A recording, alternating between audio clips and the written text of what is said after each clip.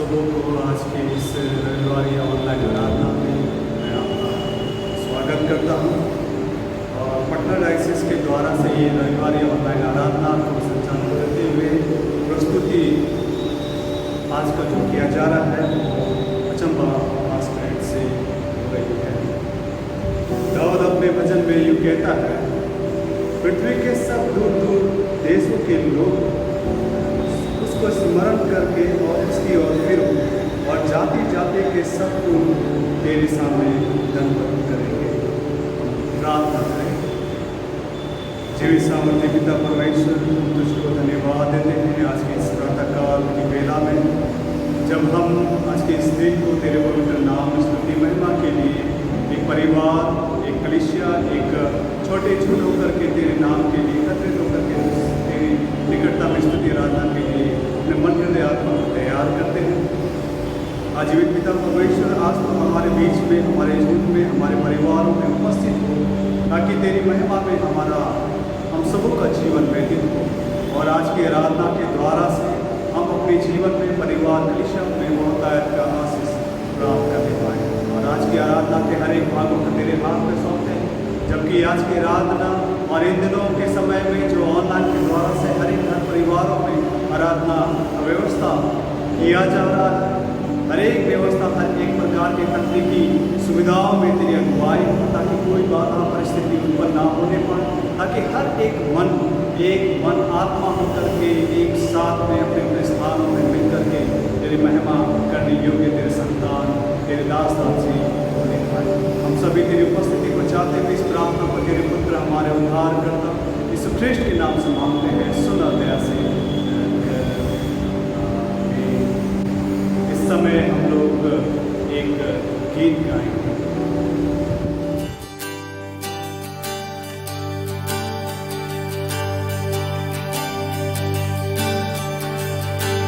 सारी सृष्टि के मालिक तुम ही हो, सारी सृष्टि के रक्षक तुम ही हो। करते हैं तुझको सादर प्रणाम, गाते हैं तेरे ही गुणगान। सारी सृष्टि के मालिक तुम ही हो, सारी सृष्टि के रक्षक तुम ही हो। करते हैं तुझको सादर प्रणाम, गाते हैं तेरे ही गुणगान। हा हा हा हालेलुया, हा हा हा हालेलुया,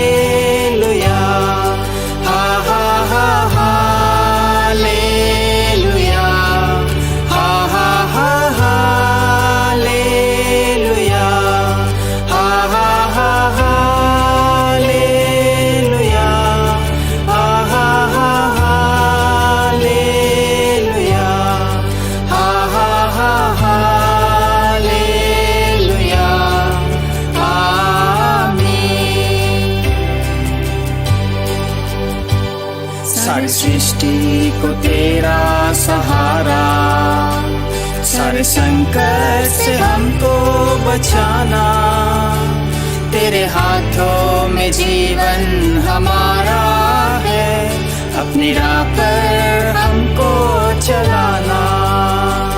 सारी सृष्टि को तेरा सहारा, सारे संकट से हमको बचाना। तेरे हाथों में जीवन हमारा है, अपनी राह पर हमको चलाना। हा हा हा हालेलुया, हा हा हा हालेलुया, हा हा हा हालेलुया, हा हा हा हालेलुया, हा हा हा हालेलुया, हा हा हा हालेलुया,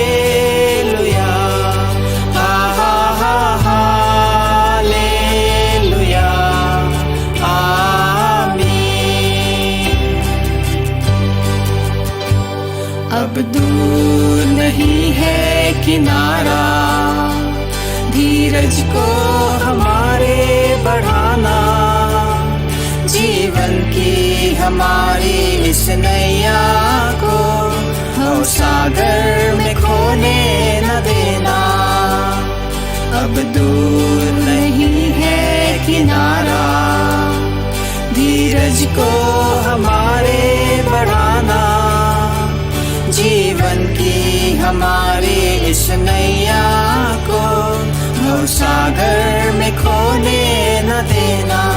हा हा हा हालेलुया, हा हा हा हालेलुया, हा हा हा हालेलुया, हा हा हा हालेलुया, हा हा हा हालेलुया, हा हा हा हालेलुया, हा हा हा हालेलुया, आमीन।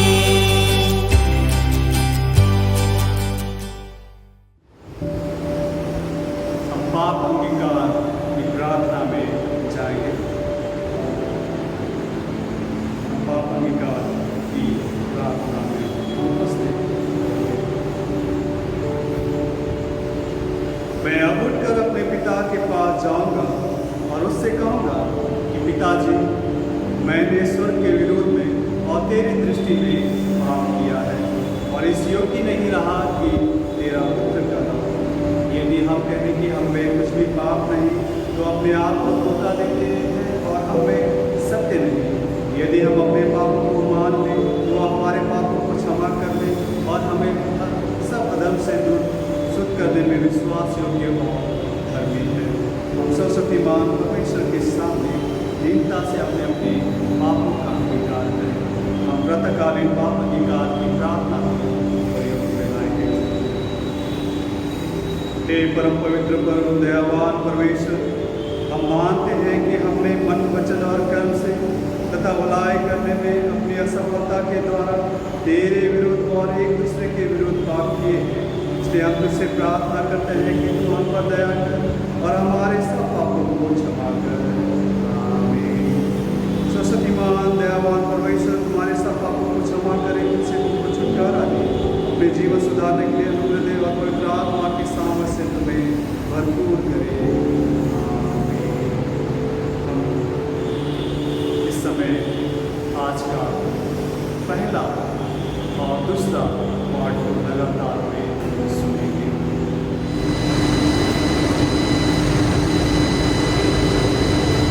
आज के लिए निर्धारित किया गया शास्त्र वचन जो पहला पाठ में है, राजाओं की पहली पुस्तक उसका 19 अध्याय और पद 19 से लेकर अंत तक, अर्थात 19 से 21 पद तक।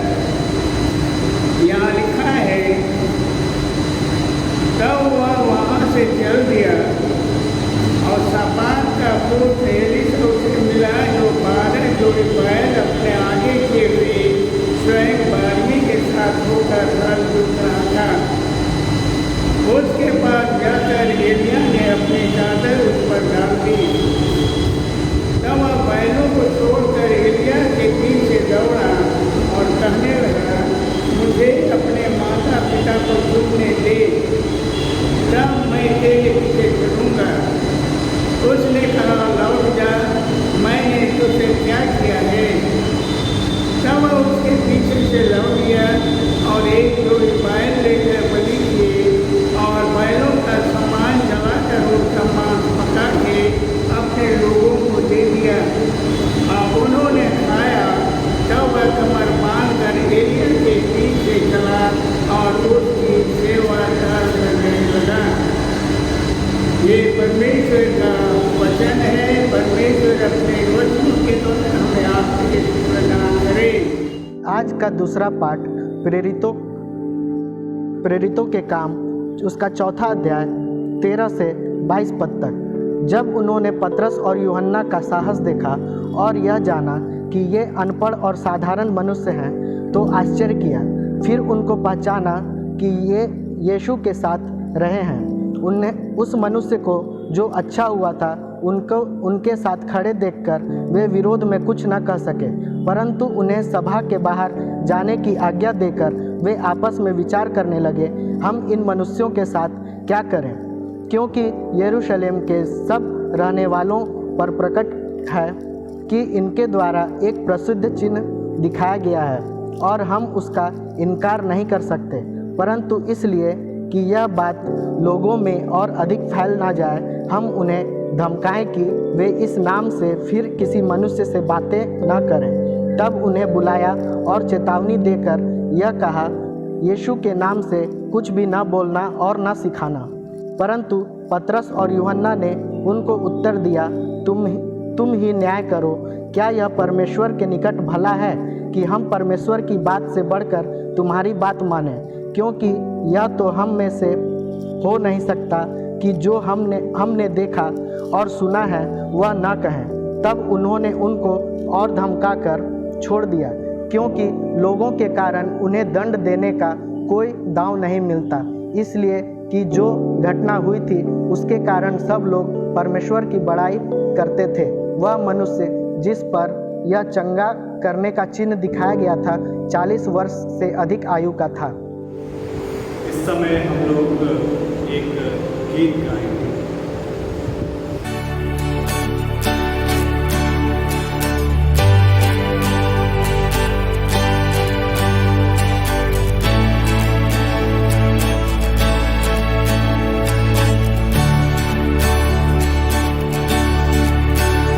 जागो सोने वालों, वक्त जाने लगा, आज तुमको जगाने कोई आया है। जिंदगी में किसी की सुनी ना सुनी, तुम्हें वचन सुनाने कोई आया है। जागो सोने वालों, वक्त जाने लगा, आज तुमको जगाने कोई आया है। जब दिन का उजाला बढ़ने लगा, गफलत में पड़े क्यों सोने लगे। जब दिन का उजाला बढ़ने लगा, गफलत में पड़े क्यों सोने लगे। हर दम कोई तुमको जगाने आए, कभी जाग उठे फिर सोने लगे। हर दम कोई तुमको जगाने आए, कभी जाग उठे फिर सोने लगे। ऐसों को नतीजा कुछ न मिले, तुम्हें याद दिलाने कोई आया है। जागो सोने वालों, वक्त जाने लगा, आज तुमको जगाने कोई आया है। दुनिया में तुमने पाप किए, अपने लिए मौत कमाई है। दुनिया में तुमने पाप किए, अपने लिए मौत कमाई है। फिर मन की शांति पाने में यो सारी उम्र गवाई है। फिर मन की शांति पाने में यो सारी उम्र गवाई है। मरने के पहले जरा सुन लो, तुम्हें मौत से बचाने कोई आया है। जागो सोने वालों, वक्त जाने लगा, आज तुमको जगाने कोई आया है। आ जाओ यीशु के कदमों में, छोड़ो ये दुनिया की बातें। आ जाओ यीशु के कदमों में, छोड़ो ये दुनिया की बातें। जो ना माने मिट जाते हैं, जो बच जाते जीवन पाते हैं। जो ना माने मिट जाते हैं, जो बच जाते जीवन पाते हैं। ऐसा न समय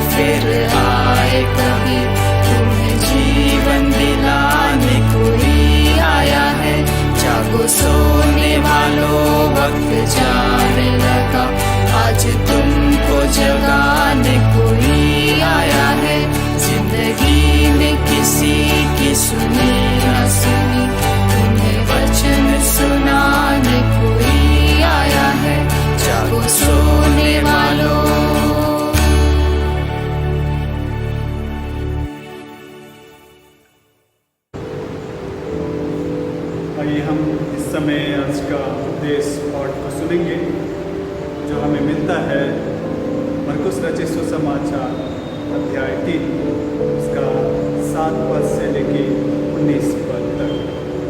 मरकुस रचित सुसमाचार अध्याय 3 उसका 7 पद से लेके 19 पद तक।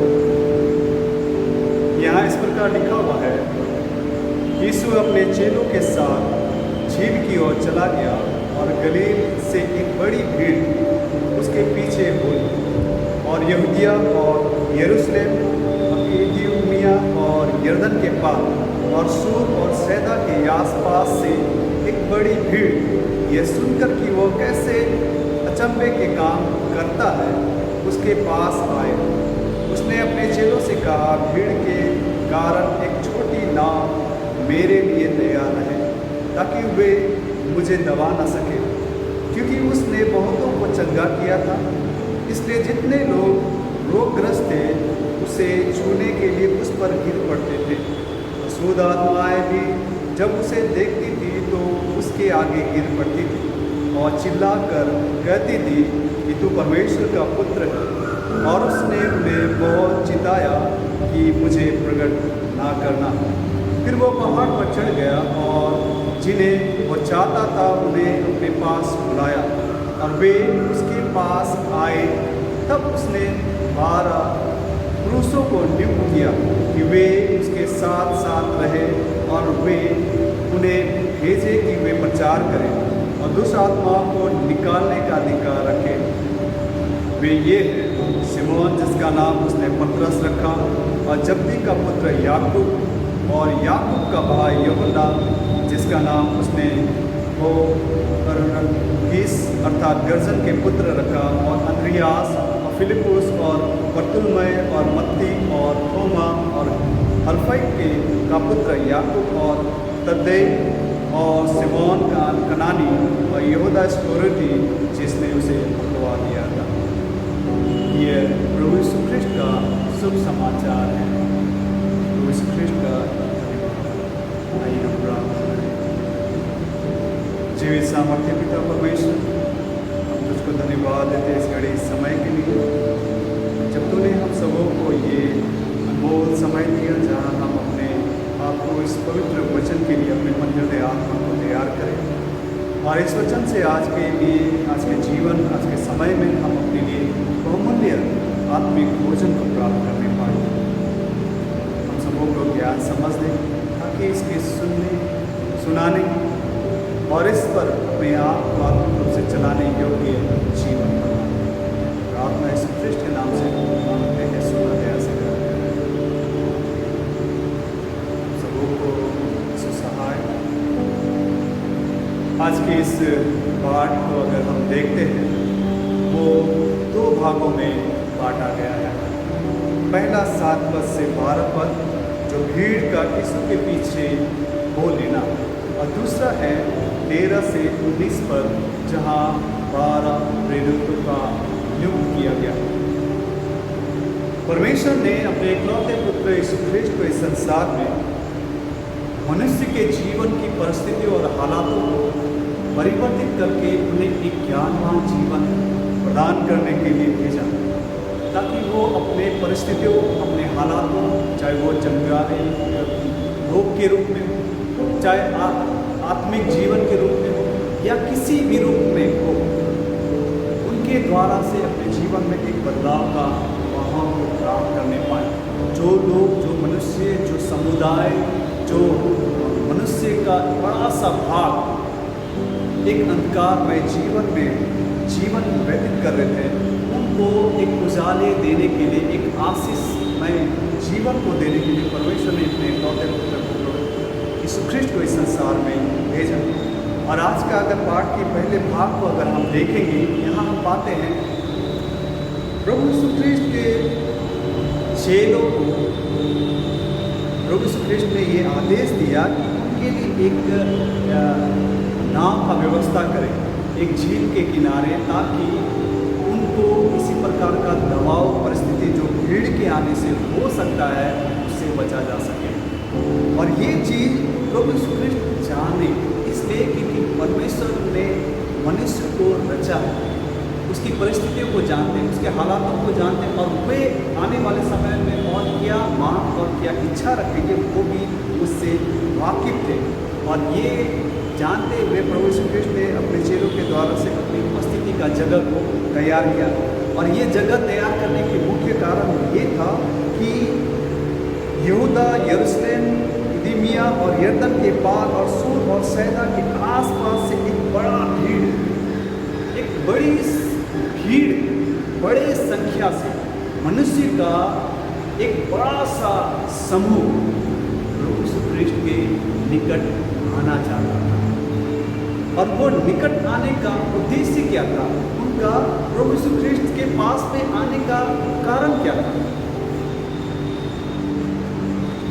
अगर हम देखेंगे, अब इसी भाग में अगर देखेंगे, क्योंकि अगर हम सुसमाचारों में हम पढ़ते हैं तो बहुत सारे जगहों में पाते हैं कि भीड़ भोजन के लिए प्रभु यीशु ख्रिस्ट के पास में भीड़ उपस्थित होने लगे। परंतु अगर उन सबको अगर अब फिलहाल के लिए अगर हम एक साइड एक जगह रखें और सिर्फ इस भाग में अगर देखेंगे तो ये बहुत ही महत्वपूर्ण घटना को वर्णन करता है कि प्रभु यीशु ख्रिस्ट के पास में एक बड़ा सा भीड़ इसलिए उपस्थित हो रहे हैं कि उनको अपने जीवन में चंगाई की आवश्यकता है, उनको अपने जीवन में एक मुक्ति की आवश्यकता है, एक स्वतंत्र जीवन की प्राप्ति की आवश्यकता है।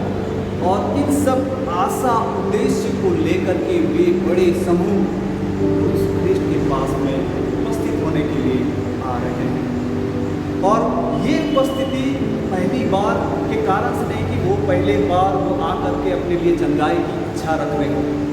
इनमें ये जो भीड़ आ रहे हैं, ये लोग जो उनके बीच में उपस्थित हो रहे हैं, इनमें से बहुत सारे ऐसे लोग होंगे, बहुत सारे ऐसे परिवार होंगे जिन्होंने अपने लोगों में, अपने परिवारों में, अपने समाज के कुछ लोगों में चंगाई का एहसास किया होगा।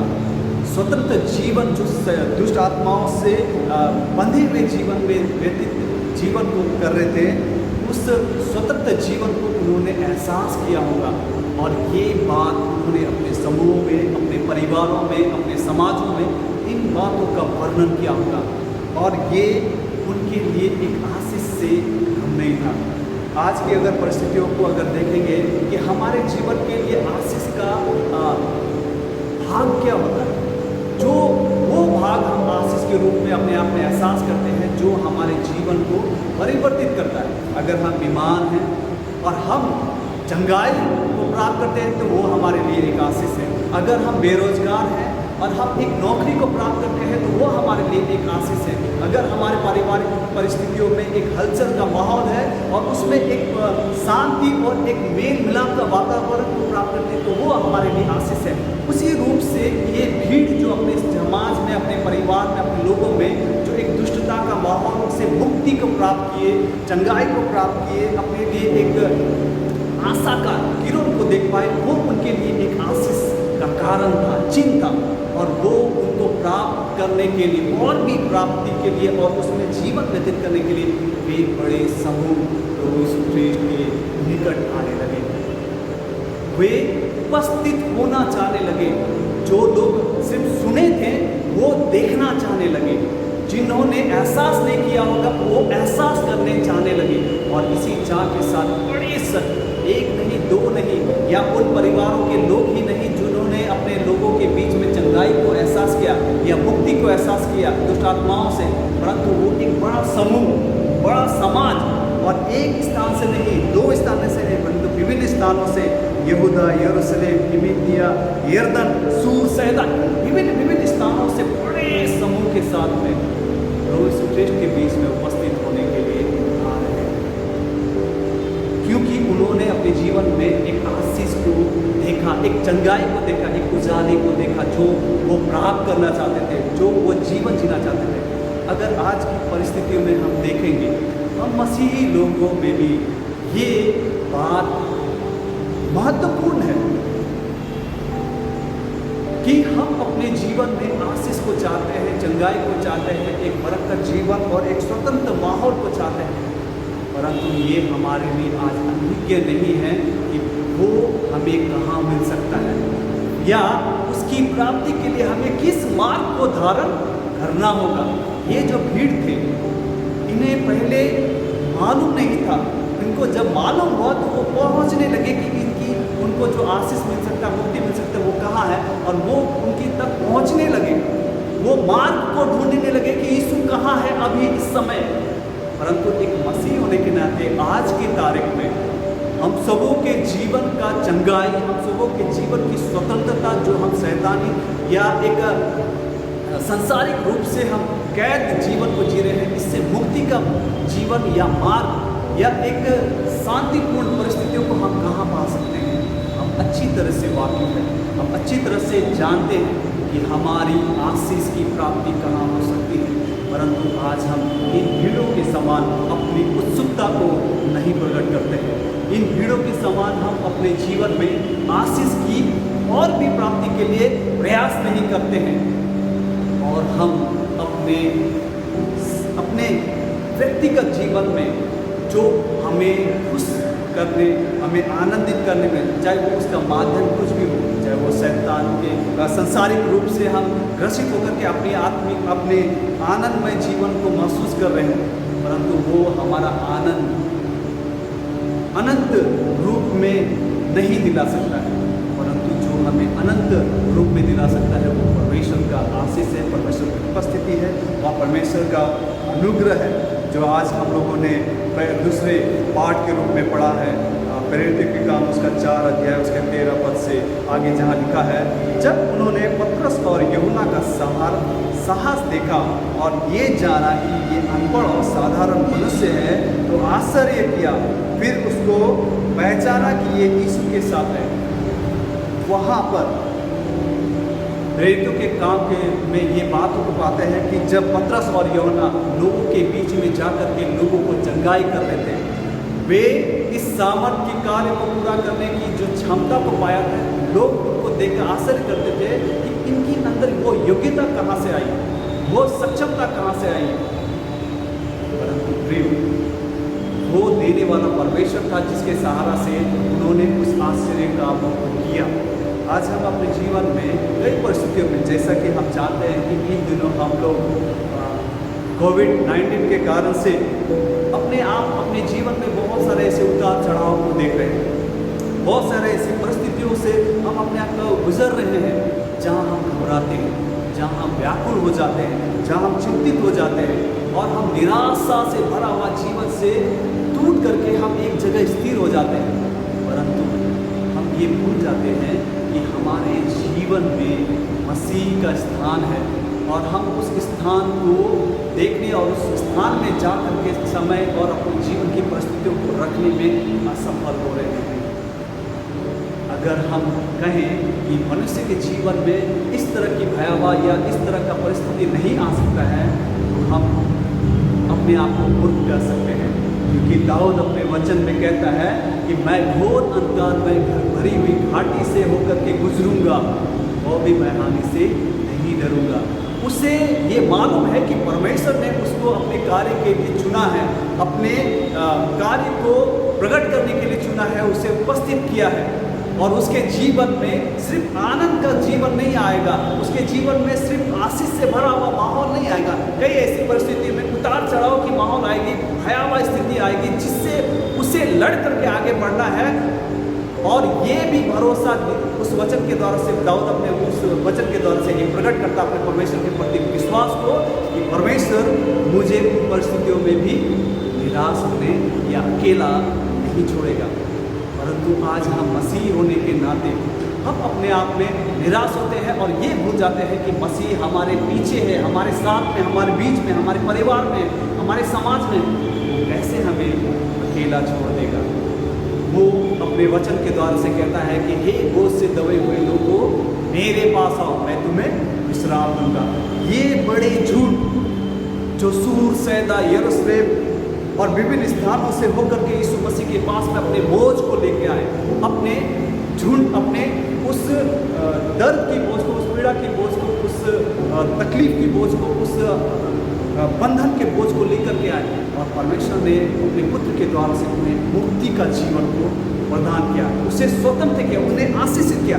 तो क्यों ना हम जो जानते हैं कि हमारा जीवन में एक आशीष का मार्ग है, हमारे जीवन में आशीष का स्रोत का एक स्थान है, जिसे हम यीशु मसीह के रूप में जानते हैं। यीशु मसीह के रूप में हम अपने आप में ग्रहण करते हैं, पाते हैं। तो हम कैसे अपने आप को निर्बल कर सकते हैं? कैसे हम अपने आप को ये कह सकते हैं कि हम अपने जीवन की परिस्थितियों से आनंदमय होकर के नहीं गुजर सकते? प्रभु यीशु कृष्ण ने कहा है कि जो शांति मैं तुम्हें देता हूँ वो संसार नहीं दे सकता है। आज की परिस्थितियाँ जरूर से ऐसी हालातों से भरा हुआ है जहाँ हम शांति चाहते हैं, सुकून चाहते हैं, आनंद चाहते हैं, परंतु अगर हम अपना भरोसा और विश्वास को अपने प्रभु यीशु ख्रीष्ट पर लगाएंगे, वो हमें बड़े झूठ की तरह आशीषित करेगा और भी हमें उत्साहित करेगा, प्रफुल्लित करेगा, क्योंकि हम उसके नज़दीक हों। परंतु उसके लिए सबसे पहले अपने मन को तैयार करके उसके लिए उपस्थित होने की आवश्यकता है। जिस प्रकार से दाऊद ने अपने मन को अपने परमेश्वर के लिए दृढ़ता के साथ तैयार रखा कि वो किसी भी हालात और परिस्थितियों में अपने आप को कमजोर या अकेला नहीं पाएगा, चाहे उसकी स्थिति ऐसी हो कि वो अंधकार में घाटी के मतलब होता है कि एक स्थान जिसके सामने एक जगह खंडर गहरा खाई होगा और एक जगह खड़ाई पूर्ण पहाड़ हो सकती है।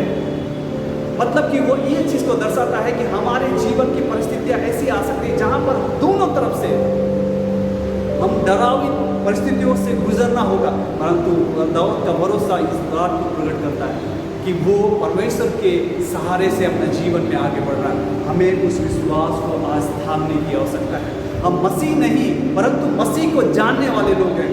वो भीड़ नहीं जिन्होंने पहले प्रभु यीशु ख्रीष्ट को देखा नहीं होगा और वो देखना चाहते थे, आशीषित होना चाहते थे, चंगाई लेना चाहते, परंतु हमने और हम में से कई परिवारों ने, हमारे पूर्वजों ने भी उन आशीष और भरपूरी को, उन चंगाई को, उन उन्नति को देखा है, महसूस किया, ये जी रहे हैं। तो हम कैसे कह सकते हैं कि हमें मालूम नहीं कि मसीह का आशीष कहाँ से मिल सकता है, वो मार्ग कहाँ से मिल सकता है? हम उसके लिए अपने आप को तैयार करने की ज़रूरत है। हम अपने आप को बलवंत करने की ज़रूरत है। अगर हम ये कहें कि हमारा कर्तव्य यहाँ ही नहीं कि सिर्फ आशीषित जीवन से भरा हुआ जीवन को ही, आनंद से भरा हुआ जीवन को ही जीना है, नहीं, परंतु साथ ही साथ एक मसीह होने के नाते हमारे जीवन में ये भी कार्य है कि परमेश्वर के अनमोल वचनों को जो प्रभु यीशु ख्रीष्ट के द्वारा से हम लोगों के बीच में आज भी प्रचारित किया जाता है, इन पवित्र वचनों के द्वारा से, वो हमारा भी दायित्व है, हमारा भी कर्तव्य है कि उन वचनों को आगे लेके जाएं।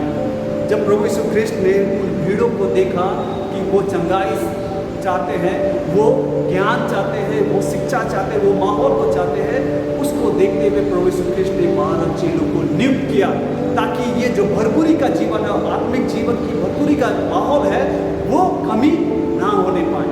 और उन्होंने 12 चेलों के द्वारा से उन कमियों को, उन कार्य को, उस परिस्थितियों को आगे भी बढ़ाने के लिए तैयार किया।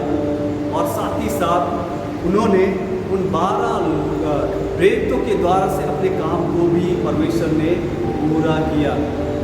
और उन 12 के द्वारा से उन्होंने भी अपने जीवन में उस दायित्व को गंभीरता के साथ में समझा और उसे पूरा किया। परंतु आज एक मसीह होने के नाते हमारा भी एक दायित्व है। सिर्फ हम एक मसीह नहीं परंतु प्रभु यीशु ख्रीष्ट के चेले हैं, उनके शिष्य हैं, जिनका दायित्व है कि उनके वचनों को विभिन्न रूप से लोगों तक, समाज तक, आने वाली पीढ़ियों तक पहुंचाने की आवश्यकता है। हम उनके चुने हुए चेले के रूप में हैं, हम तैयार के रूप में हैं। हमें समझना है अपने दायित्व को, अपनी जिम्मेदारी को, अपने कर्तव्य को, ताकि हम उन चेलों की तरह परमेश्वर ने जो तैयार किया था कि परमेश्वर का वचन को प्रचार करो और चेले बनाओ और पिता पुत्र पवित्र आत्मा के नाम में बपतिस्मा दो। हम सभी परमेश्वर के वचनों को प्रचार करने वाले एक शिष्य हैं, उनके चेले हैं।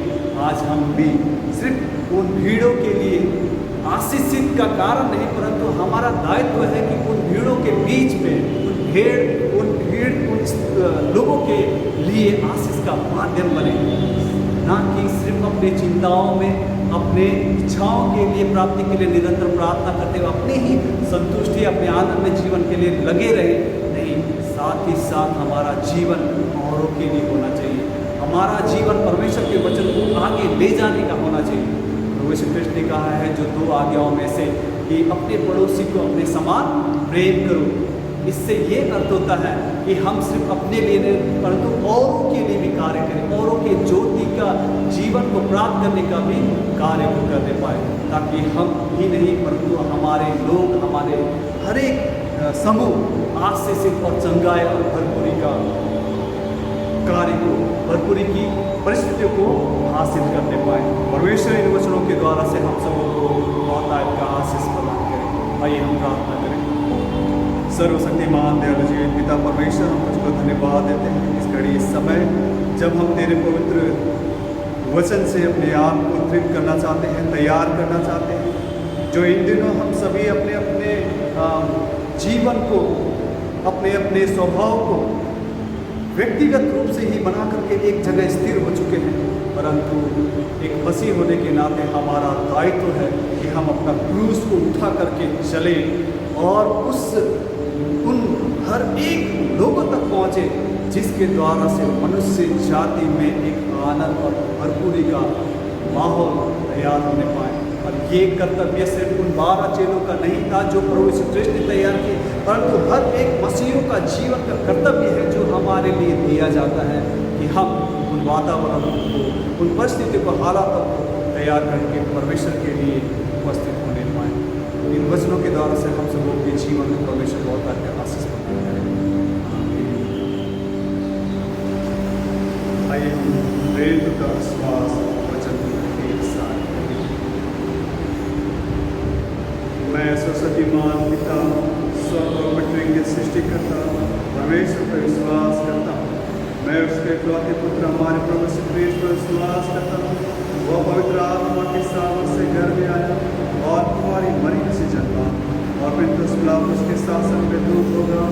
वह क्रूस पर चढ़ाया गया, मारा और गाड़ा गया और मृतकों के लोक में उतरा। तीसरे दिन वो जी उठा, वह सर पर चढ़ गया और पिता की दाहिनी ओर विराजमान है। वह जीवित और मृतकों का न्याय करने को फिर आएगा। मैं पवित्र आत्मा पर, पवित्र स्वर्ग की कलीसिया पर, संतों की संगति, पापों की क्षमा और देह के पुनरुत्थान पर विश्वास करता हूँ। आमीन। इस समय वो फिर से एक गीत गाएंगे और इस गीत के दौरान हम लोग अपने अपने परिवार, अपने अपने लोगों के बीच में उपस्थित होकर के ये वर्तमान करेंगे, तो गीत गाएंगे और इस गीत के द्वारा परमेश्वर पिता को अपने स्थानों में रह करके ये करेंगे।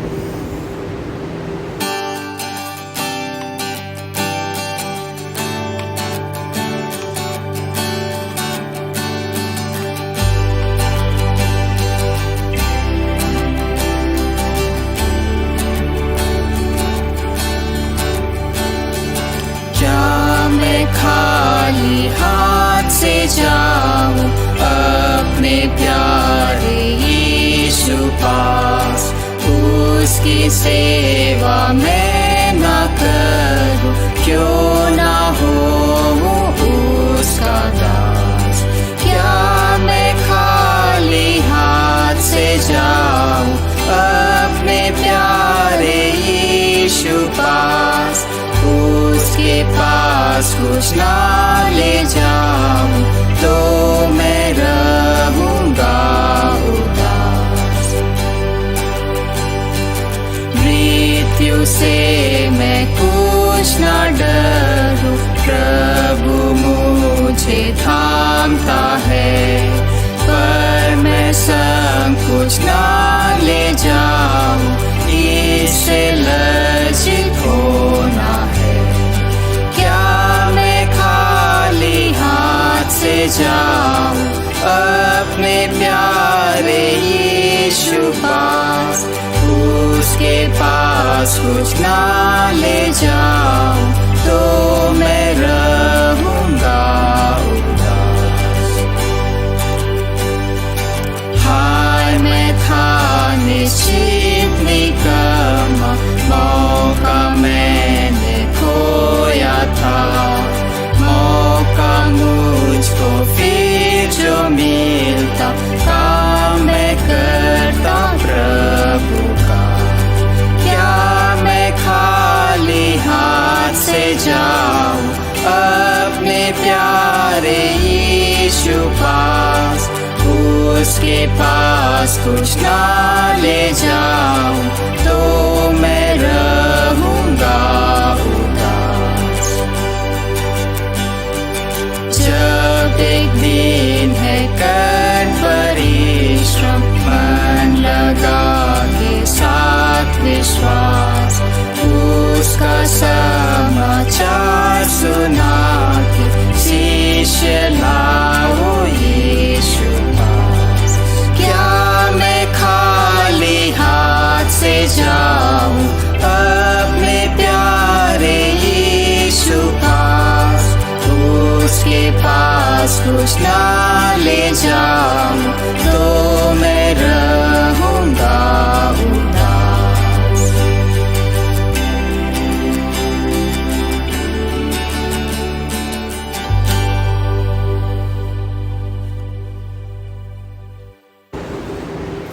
आइए हम इस दान के लिए प्रार्थना करें जो हम सबों ने अपने अपने स्थानों में इस आराधना के दौरान में समर्पित किए।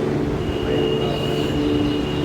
सर्वशक्तिमान दयालु जीवन पिता परमेश्वर, हम तुझको धन्यवाद देते हैं इस घड़ी के लिए, इस समय के लिए जो तूने हम सबों को अनुग्रह और आशीष से परिपूर्ण जीवन दिया है। और हम सब की इस हालात और परिस्थितियों में भी अपने आप को इस योग्य पाते हैं कि हम तेरे नाम के निमित्त, तेरी महिमा स्तुति आराधना के निमित्त, तेरे राज्य के कार्य के निमित्त अपने भंडार को भरा भरा पाते हैं और उससे देने योग्य सामर्थ्य पाते हैं। आज हमने भी अपने अपने योग्यता अपनी क्षमता के अनुसार तेरे पवित्र वचन और राज्य के लिए जो भेंट अर्पण किए हैं, हर एक भेंटों में तेरी आशीष को चाहते हैं, हर एक लोगों के भंडारों में तेरी उपस्थिति को चाहते हैं, ताकि उनका जीवन भरपूरी का जीवन कहलाने पाए, उनका जीवन की हर एक त्रुटि कमी घटी सब तेरे पवित्र नाम से दूर होने पाए और निरंतर हम हर्षोल्लास के साथ में और बढ़ोतरी के साथ में और भी तेरी महिमा के लिए देने योग्य जीवन और आशीष को प्राप्त करने पाए। पिता परमेश्वर, तूने ही हमारे भंडार को भरा है, तूने ही हमारे माध्यम को सुदृढ़ और सक्षम बनाया है, ताकि हम के द्वारा से अपनी जरूरतों की आवश्यकताओं को समय के साथ साथ परिपूर्ण होते हुए अपने जीवन में देखने पाए। और आज हम सब अपने आप में जो एक मजबूरी को पाते हैं वो भी तेरे द्वारा से हमने पाया है और उसी के माध्यम से हम तेरे पवित्र नाम के लिए अर्पण करते हैं। हम चाहते हैं पिता हर एक के जीवन और विफल और आशीष में जीवन से परिपूर्ण होने पाए। प्रार्थना जीवन के नाम से मांगते हैं। इस समय हम लोग फिर से एक गीत गाएंगे और इस गीत के उपरांत हम हर एक लोग अपने अपने मन हृदय आत्मा को विशेष प्रार्थना के लिए तैयार करेंगे।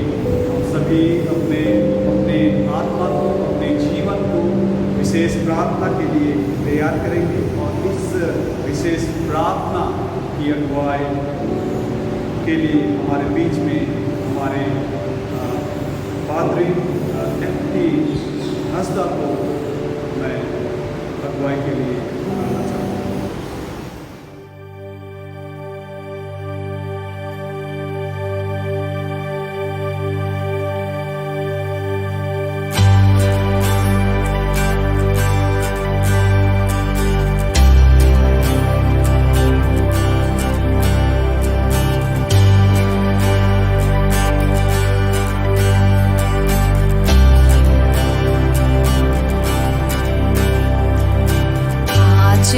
दिन यहोवा ने बनाया है, हम उसमें आनंदित हो, आनंदित हो। आज का दिन यहोवा ने बनाया है, हम उसमें आनंदित हो, आनंदित हो। प्रभु को महिमा मिले, चाहे हो मेरा अपमान। प्रभु को महिमा मिले, चाहे हो मेरा अपमान। ओ बढ़े मैं घटूं, रहे उसी का ध्यान। आज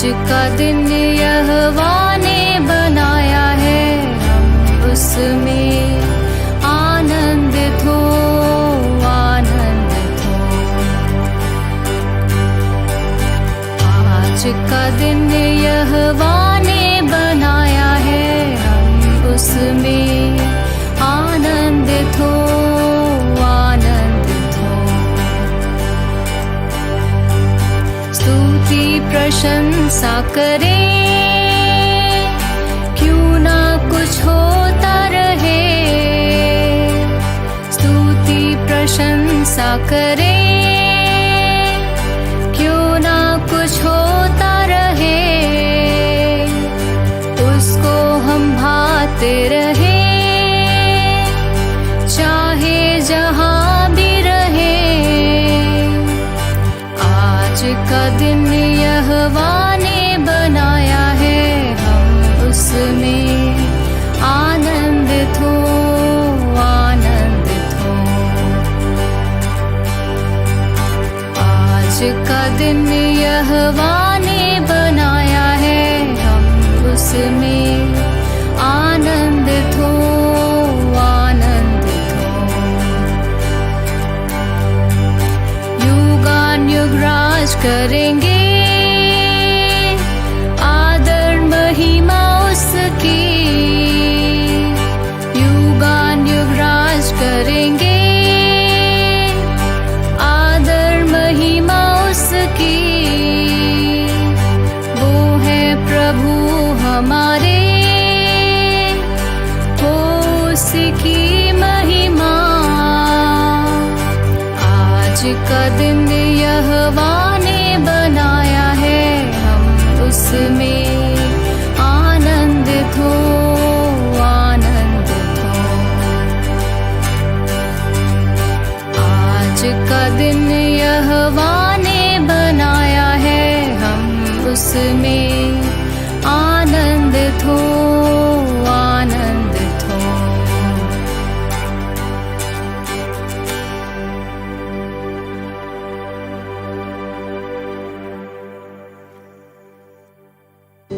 आइए हम दूसरे प्रार्थना में जाएं। शेष प्रार्थना में हे परमेश्वर, समस्त मानव जाति के सृजनहार और पालनहार, हम सब प्रकार के स्थितियों के लोगों के लिए नम्रतापूर्वक तुझसे विनती करते हैं कि तू कृपा करके अपने सारे मार्गों का ज्ञान उन्हें प्रदान कर और मुक्तिप्रद सुवास से सारी जातियों को परिचित करा।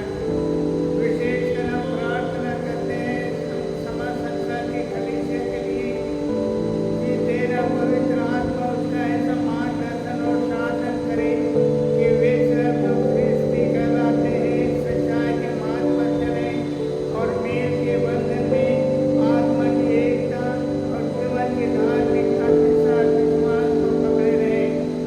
अंत में हम तेरे पालक और करुणा आत्मा में उन सबको सौंपते हैं जो आज के दिन में मानसिक या शारीरिक दुख और कष्ट में हैं। तो उनके अनेक प्रकार की आवश्यकताओं के अनुसार उन्हें सांत्वना और सहायता दे। उनके दुखों में उन्हें धीरज प्रदान कर, उनके दुखों का प्रतिफल आनंदमय बना। हे अनादि और अनंत परमेश्वर, जिसके राज में धर्म और सत्य का तिरिक और किसी शस्त्र का प्रयोग नहीं और प्रेम की शक्ति को छोड़ किसी अन्य शक्ति का ज्ञान नहीं, हम तुझसे प्रार्थना करते हैं कि तू अपने आत्मा को ऐसा रूप से उड़ेल दे कि सब देश और जाति के लोग एक ही परमेश्वर के पालक होकर शांति के राजकुमार के झंडे तले एकत्रित हो जाएं। ये अनादि और अनंत प्रभु ईश्वर, तो सारे प्राणियों के जीवन का अधिकार रखता है, हम तुझसे विनती करते हैं कि तू अपने कलीसिया पर जो स्वर्ग में और पृथ्वी पर है अपने शांति और ज्योति के स्वर्ग में फिरने फैला। जो तुझसे प्रेम रखते और तुझे सेवा करते और अब विश्राम करते उनके अध्ययन मुनि पर चलते हुए अंत के साथ तेरे अनंत आनंद के पूर्णता में प्रवेश करें। ये प्रार्थना है हम प्रभु यीशु ख्रिस्त के नाम से मांगते हैं। दया से सुन, हृदय ग्रहण कर। प्रभु की प्रार्थना को एक साथ करेंगे। हे हमारे पिता तू जो स्वर्ग में है, तेरा नाम पवित्र माना जाए, तेरा राज आए, तेरी इच्छा जैसे स्वर्ग में पूरी होती है वैसे पृथ्वी पर भी हो। हमारे प्रतिदिन की रोटी आज हमें दे, हमारे अपराधों को क्षमा कर जैसे हमने अपने अपराधियों को क्षमा किया। हमें परीक्षा में ना डाल परंतु बुराई से बचा, क्योंकि राज सामर्थ महिमा निदान होती है। इस समय हम लोग दिवाली